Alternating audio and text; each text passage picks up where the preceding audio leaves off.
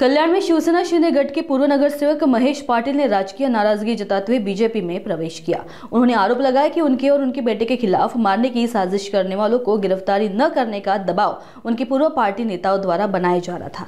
महेश पाटिल के साथ उनकी बहन सुनीता पाटिल और पूर्व नगर सेविका सायली विचारे भी भाजपा में शामिल हुई। इस अवसर पर भाजपा प्रदेशाध्यक्ष रविंद्र चव्हाण भी उपस्थित थे।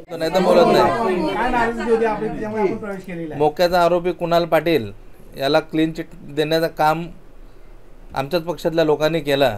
त्याचप्रमाणे माझा मुलगा साईश पाटील आणि मला मारण्याची ज्यांनी कट रचला होता त्यांना अटक करू नका याचा दबाव सुद्धा आमच्याच पक्षातले लोक करत होते।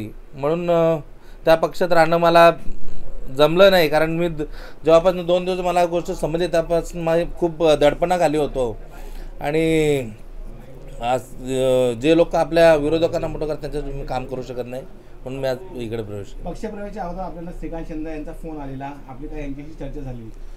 त्यांना ते सांगितलं साहेब, जर असं 2 ठिकाणी तुम्ही करत असेल तर मला जमणार नाही, कारण माझ्या मुलाच्यावरती जर ही गोष्ट आली आणि त्याला जर तुम्ही समर्थन देत असाल तर त्या ठिकाणी मी राहून काय करणार।